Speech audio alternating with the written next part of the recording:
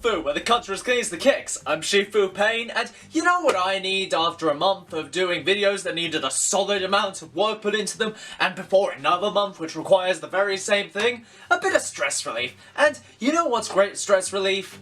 Blood! And lots of it! You're singing my song. Whoa, whoa, whoa, I see you there. Yes, you, watching this video and you haven't subscribed. Is that you? Yes, it is. How dare you watch this video and not be subscribed to this here YouTube channel? Click that button right there. It's free. Doesn't take, what, 5 seconds?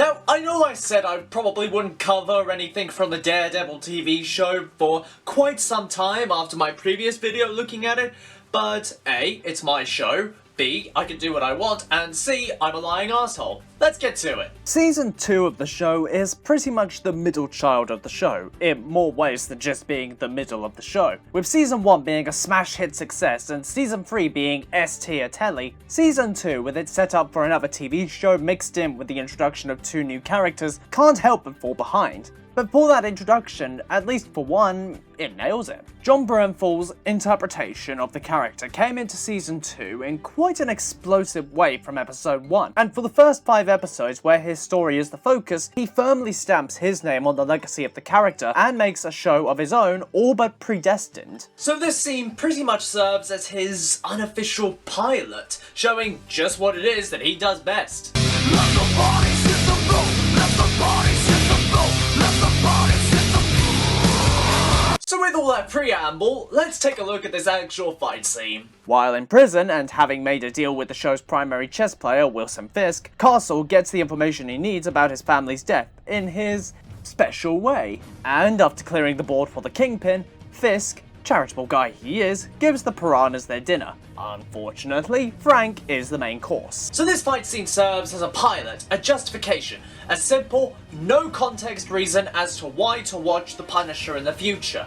Okay, got that. So with that being said, it needs a very simple motivation that anyone can get behind. Survive. Let's fucking go! Frank runs into the mesh, as this guy runs into Castle's fist. Guy number 2 gets caught with his pants down, or rather his arm in a hold, as Frank dodges the attack of Inmate 3, leading into guy number 2 getting a knee to the abdomen, and a throwaway like a used tissue. Toot the Third is caught in a pin by Frank, who gives him the old head pound special, before bringing him to the ground and taking his stick. Boy, if these guys have stones too, things will get really interesting. Frank blocks an upper strike from this guy and stabs him with the stick, getting the upgrade of a shiv, and the health depletion from a forearm wound plus a jaw punch. As this other guy tries to attack Frank, Castle holds his hand. Aw, how sweet. As he repeatedly stabs him in the stomach. Never mind. As Frank goes for a move that is a big no-no in the bro code book, it's followed up with a couple more stabs to the torso. Quick, guy with the bat, if you run, he won't be able to, oh, too late. This scene really does fall into that style of gritty reality, in much the same way as the hallway scene of Season 1, but where in that scene there was variety, fatigue, throwing everything into the fight due to Matt's code of not killing, meaning the enemies had the ability to go ahead and take another crack at it. Here, they don't get that luxury. It highlights the overall difference, both in hallway, one in low lighting emphasizing fatigue and the struggle to fight while holding on to principles and not losing control, while in this scene, you see everything, with Frank himself being in white, a color which can represent purity but also truth, with Frank's truth of the only way to fight against crime being a permanent way.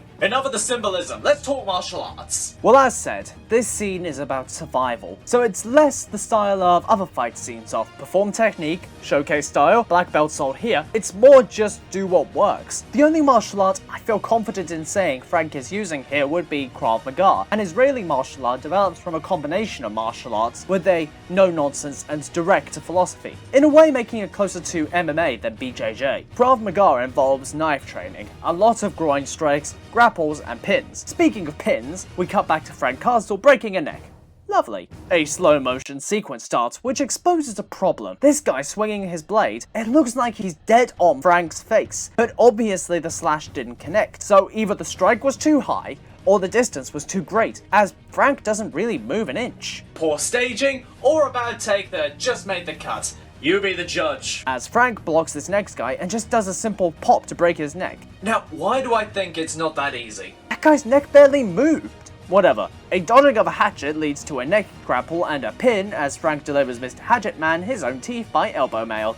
or not. Editing misnomers. Looks like the old knuckle sandwich will have to do. Oh, and he re-gives the hatchet back to him. Well, apparently Castle's jaw is made of steel as he gets a front kick plus several punches to the face before gouging into the guy's eye. If that does not cause the dude to go into shock from the pain, give him a medal. Frank kicks the guy in the side of the knee before shivving him in the neck.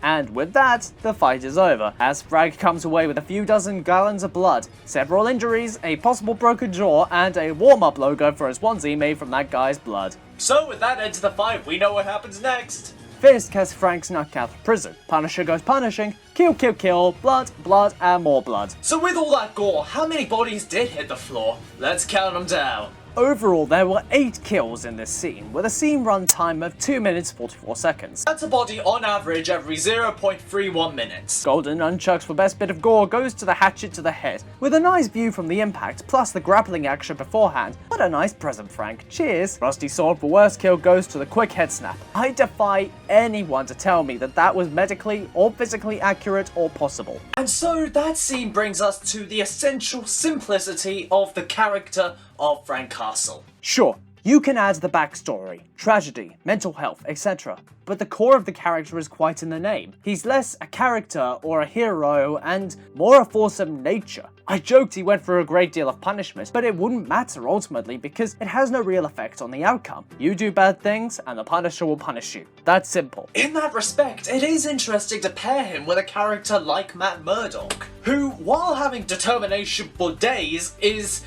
when you really get down to it, a conflicted character, who ultimately does land on the side of good, but throughout the show is constantly on that knife's edge.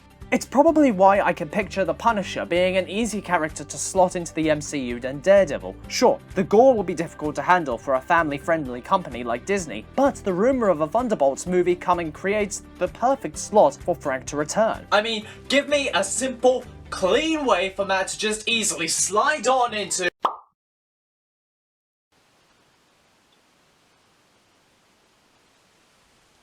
my guy. Thank you for watching this week's video, and in the comments let me know not only if you've seen the show Daredevil, but also if you've seen the show The Punisher and what your thoughts were on that. I could never really get into the show of The Punisher. I tried a couple of episodes of it and it just really didn't grab me in the same way something like Daredevil did.